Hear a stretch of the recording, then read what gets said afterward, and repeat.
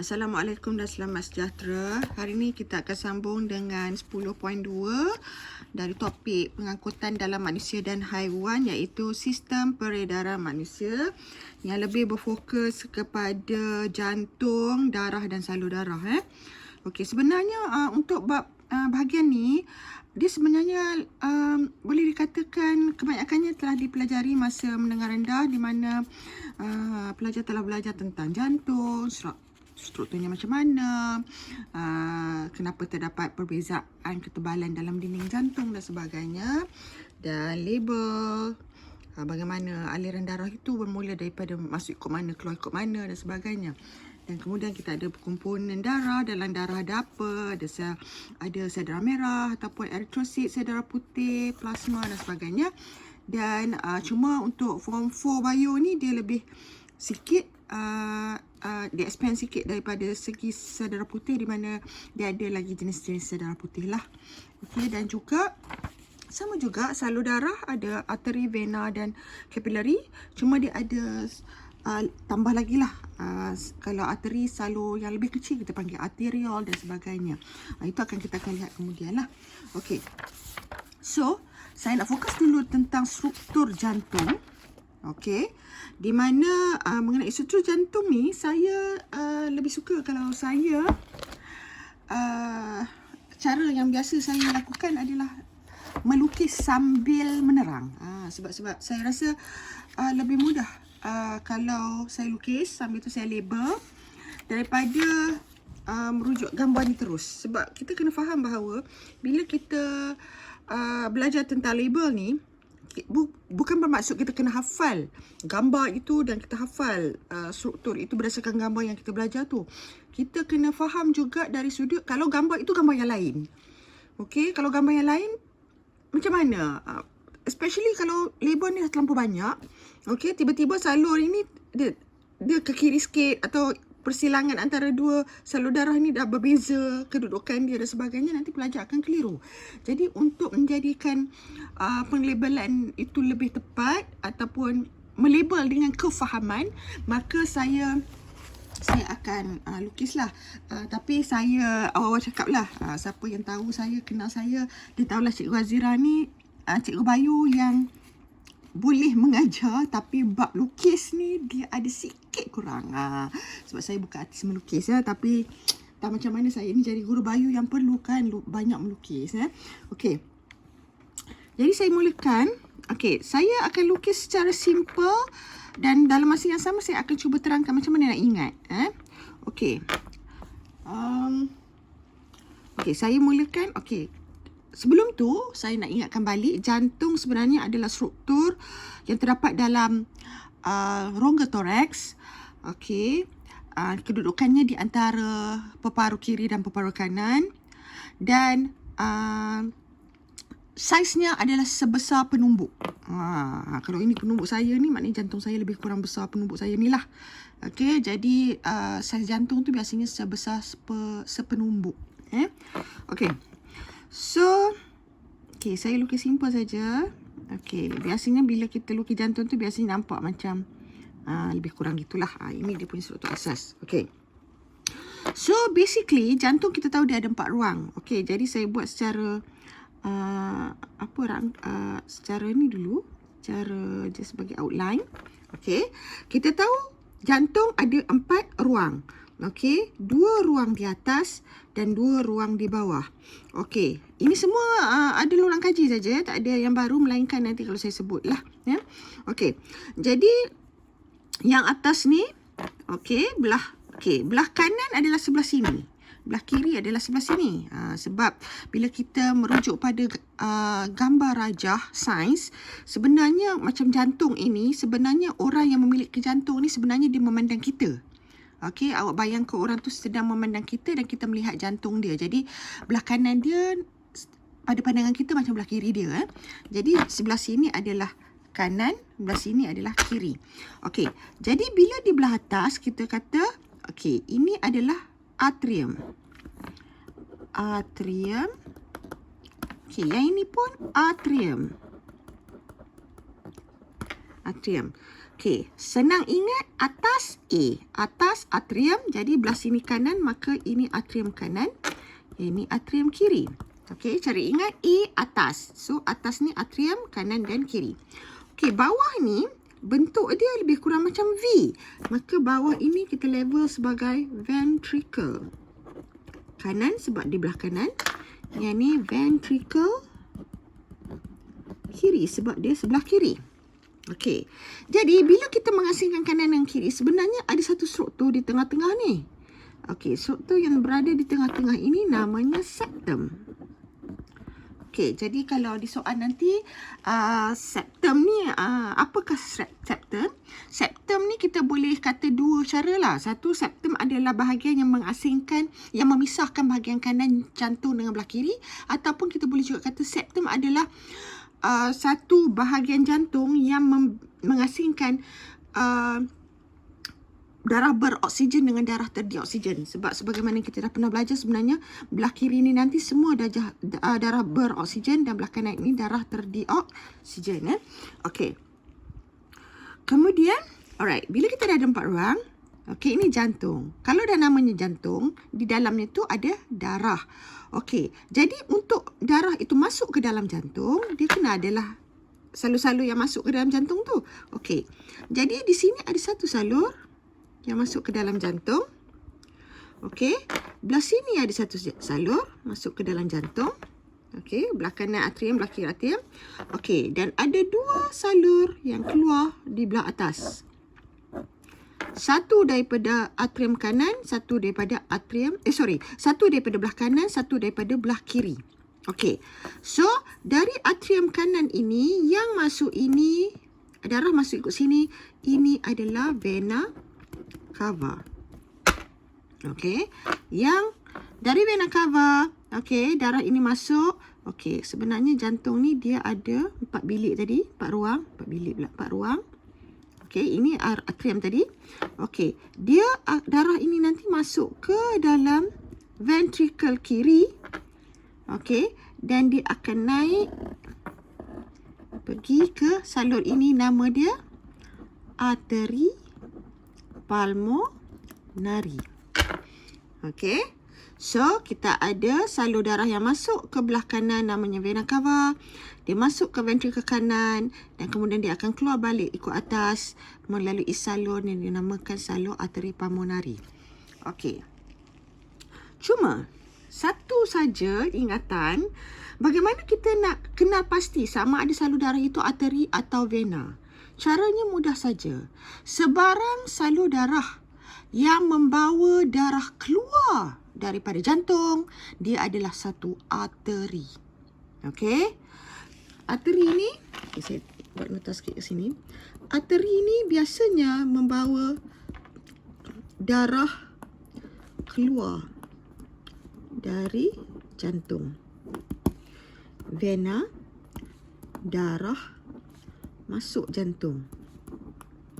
Jadi sebenarnya nama arteri dengan vena ni adalah merujuk kepada bila di jantung itu, salur darah itu dia masukkan darah ke dalam jantung ataupun dia bawa darah keluar daripada jantung. Jadi sebarang salur darah yang membawa darah keluar dari jantung, kita namakan dia arteri. Yang membawa darah masuk ke jantung namanya vena. Jadi kat sini tadi kita ada 4 salur darah. 1, 2, 3, 4. Yang ini, darah ini masuk ke jantung daripada mana? Daripada seluruh badan. Jadi namanya vena. Cuma sebab kita nak spesifikkan vena itu vena apa, maka namanya vena cava. Dan vena cava ini sebenarnya ada 2. Satu dia masuk daripada bawah, satu lagi dah masuk daripada atas. Okey, kenapa ada 2? Sebab kita tahu bahawa vena ini dia datang daripada seluruh badan. Jadi vena ini ada, badan kita ni ada yang sel di atas jantung dan ada sel yang berada di bawah jantung.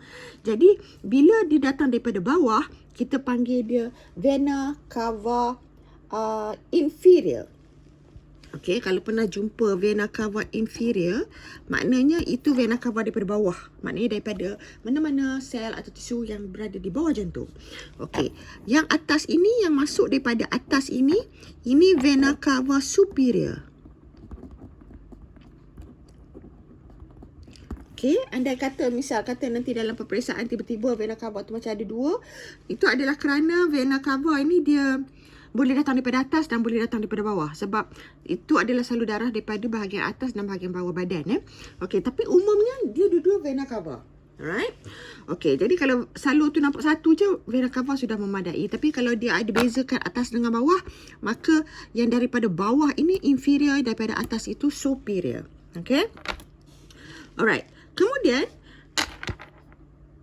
salur darah yang ketiga, ini okey. Salur darah ini bila dia masuk, dia akan keluar balik ke atas. Ini sebenarnya salur darah yang ini sebenarnya dia pergi ke peparu. Okey. Dan dari peparu dia masuk balik belah sini. Okey, dari peparu dia masuk balik daripada sini. Okey, yang ini dia keluar daripada jantung, maka nama dia arteri. Okey, yang ini dia masuk daripada jantung, jadi yang ini adalah vena. Nama dia vena pulmonari. Okey, di sini kita nampak, kalau salur darah itu berhubung dengan peparu, nama dia pulmonari. So, yang ini nama dia arteri pulmonari sebab arteri itu dia datang daripada jantung, darah tu keluar daripada jantung, maka arteri. Yang ini, darah itu masuk ke jantung, jadi namanya vena. Cuma oleh kerana dua-dua ni berhubung dengan peparu, maka namanya pulmonari. So, ni arteri pulmonari. Yang masuk balik ini vena pulmonari. Dan daripada vena pulmonari ini sebenarnya dia juga masuk ke dalam ventricle kiri. Ini dia masuk ke atrium kiri ya. Daripada vena pulmonari ini dia masuk ke atrium kiri. Kemudian darah itu masuk ke sini dan dia naik balik, keluar balik jantung. Ini nama dia aorta. Dan aorta ini akan pergi ke seluruh badan. Ke seluruh badan ni maknanya sama ada ke atas dan ke bawah lah. Dan daripada seluruh badan tu nantilah dia akan balik-balik ke vena cava. Ini semua hanya ulang kaji saja. Okey, cuma saya nak tambah sikit lagi. Kita ada injap. Mana injap? Injap ini. Okey, daripada atrium kanan ke ventricle kanan, kita ada satu injap. Okey, nama injap ni adalah injap tricuspid. Okey. Daripada atrium kiri ke ventricle kiri, ini injap bicuspid. Minta maaf lah kalau gambar saya ni agak macam monoton, dia tak nampak sangat. Tapi sebenarnya tujuan saya ni just supaya awak ingat balik je. Okey. Okey, kemudian apa lagi? Bila nak keluar daripada jantung, kita ada dua injap yang nama dia sama, iaitu injap sabit. Kiri kanan ini maknanya daripada bawah ini, dari ventricle kanan dia nak keluar ke peparu ada injap sabit. Daripada ventricle kiri nak keluar ke aorta juga ada injap sabit. Okey, jadi lengkaplah jantung kita, iaitu di mana kita ada 4 ruang, atrium kanan, atrium kiri, ventricle kanan, ventricle kiri. Antara dua bilik di atas ke bawah tu ada injap, ini tricuspid, ini injap bicuspid. Daripada ventricle, salur darah itu nak keluar, dia lalu satu injap lagi namanya injap sabit. Yang ini pergi ke peparu, yang ini pergi ke aorta. Okey. Dan saya ingatkan sekali, kalau salur darah itu keluar daripada jantung, nama dia arteri. Kalau salur darah itu masuk ke jantung, nama dia vena. Okey. Dan ini kerana dia pergi ke peparu, nama dia arteri pulmonari. Sebab ini dari peparu, nama dia pulmonari juga. Tapi vena pulmonari sebab tu darah tu masuk. Bila ada pulmonari, dia merujuk kepada salur darah itu menghubungkan jantung dengan peparu. Okey. Alright. Kemudian, selain daripada tu, okey, kita juga pernah belajar tentang dinding yang terdapat pada jantung. Okey. Dinding jantung ni maknanya yang mana yang ini? Ini. Kita tengok kat sini lah. Dinding jantung ni. Okey, jadi kalau kita tengok, kalau tak tengok semua label ni, okey. Sekarang ni kita tak payah tengok label ni. Okey, kita atas rajah ni saja kita boleh kenal. Okey, ruang jantung ni ada 4 lah. 1, 2, 3, 4. Atrium kanan, ventricle kanan, atrium kiri, ventricle kiri. tengah ini yang mengasingkan kiri dengan kanan atau mengasingkan darah beroksigen dengan darah terdioksigen, nama dia septum. Okey. Kemudian kita tengoklah salur darah tu dia masuk ke atrium kanan. Okey. Jadi salur darah yang masuk ke atrium kanan ni mana? Yang ni, atas ni. Ini vena cava daripada atas, ini vena cava daripada bawah. Okey. So, ni nampak tak lubang ni? Lubang ni sebenarnya daripada salur yang warna biru ni. Okey, ni lubang ni. Okey. So, ini vena cava, ini pun vena cava. Tapi kalau dilihat setengah buku dia ada tulis vena cava inferior daripada bawah, superior daripada atas. Tapi buku teks ni cuma kata vena cava saja, tak apa. Okey. Kemudian bila dia dah masuk ke dalam atrium kanan, dia bila darah mengalir, dia mengepam, dia akan lalu injap ini injap tricuspid, darah masuk ke ventricle kanan.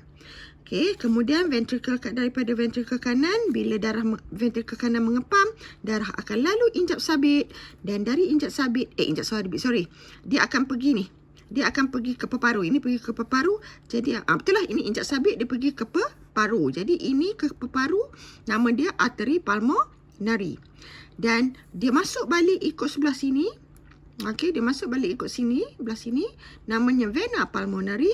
Dan dia turun ke injap bicuspid, ke dalam ventricle kiri, kemudian keluar ikut injap sabit, ini pergi ke aorta. Ini banyak cabang ni sebab dia pergi ke seluruh badan. Okey, sekarang ni kita nak bincang tentang dinding. Kalau tengok dinding jantung, yang ni tebal, paling tebal, yang ni nipis sedikit. Okey, ini adalah dinding ventricle kiri. Ini dinding ventricle kanan. Okey, kemudian kita tengok, ini dinding atrium kanan, ini dinding atrium kiri. Okey, walaupun jantung ini satu organ yang sama, tapi di setiap ruang itu dindingnya ketebalan tak sama. Okey, kenapa? Soalan juga suka tanya, kenapa dinding ventricle kiri dengan kanan tak sama tebal? Ataupun dia tanya, kenapa dinding ventricle lebih tebal dari dinding atrium? Okey, jadi ini juga telah belajar masa mendengar rendah dulu. Jadi kalau kita tengok, apabila atrium, okey, sebab macam ni jantung bila dia mengepam, dia bukan sekali pam semua mengecut. Okey, dia sama ada atrium mengepam atau atrium mengecut, dua-dua atrium mengecut. Kalau atrium ni mengecut, darah dalam atrium akan turun ke ventricle, daripada atas sini ke sini, dari atas sini ke sini. Jadi darah daripada atas turun ke bawah. Jadi yang mengecut atrium sahaja. Jadi bila darah dah masuk ke dalam ventricle nanti, kemudian nanti baru ventricle mengecut, okey, dan darah akan keluar daripada jantung. Dan pada masa itu, bila ventricle ni mengecut, atrium ni tadi mengendur. Jadi maknanya dia macam atas pam, bawah relax, bawah pam, atas relax. Jadi bila ventricle ni pula mengecut, darah akan keluar, sama ada dia pergi ke peparu ataupun yang di sini dia akan pergi ke badan, ke seluruh badan. Okey, kenapa darah itu tak masuk balik ke atrium atas ni? Sebab di sini ada injap. Okey, peranan injap apa? Injap ni berperanan untuk memastikan bahawa aliran darah hanyalah dalam satu arah sahaja. Jadi kalau darah tu dah turun daripada atrium ke ventricle, bila ventricle pump, darah itu tak boleh naik balik. Nak tak nak dia kena keluar ke peparu, dan yang ini dia akan keluar ke seluruh badan. Jadi itu sebab kita ada injap kat sini. Jadi atrium bila pump, darah pasti akan turun. Ventricle bila pump, darah pasti akan keluar. Dia tak akan pergi atrium semula. Okey. Kemudian berkenaan dengan dinding ni tadi, okey, kenapa atrium ni dinding dia nipis berbanding ventricle? Okey, kalau kita tengok atrium, okey, dia macam ni lah. Kalau kita sebut pasal dinding jantung ni sebenarnya muscle, otot. Okey, kalau kita tengoklah lengan seseorang, orang kata apa, bicep muscle lah, macam Popeye tu, muscle kat tangan tu.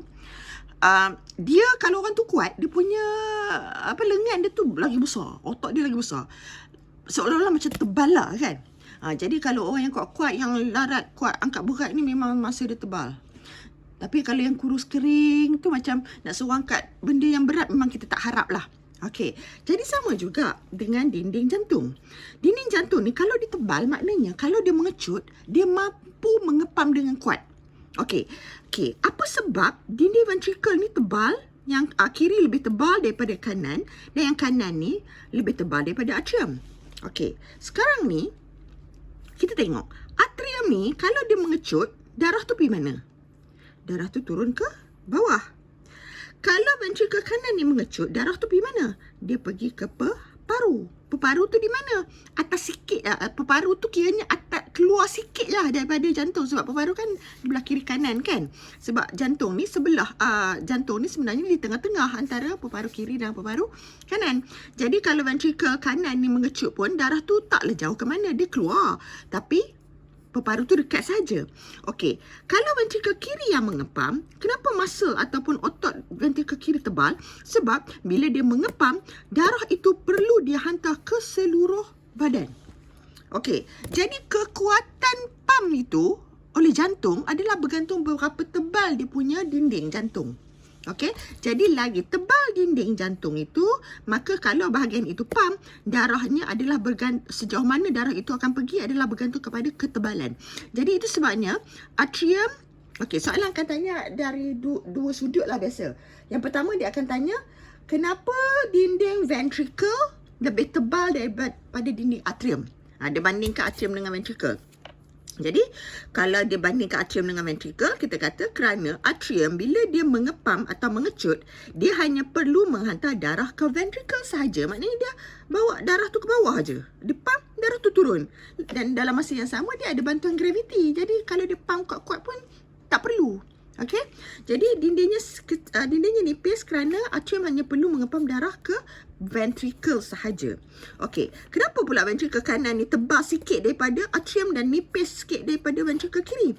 Okey, ventricle kanan dia perlu mengepam darah keluar daripada jantung. Tetapi sama juga dengan ventricle kiri. Tapi kalau nak bandingkan ventricle kanan dengan ventricle kiri, ventricle kanan bila dia mengepam keluar daripada jantung, dia hanya perlu mengepam ke peparu saja.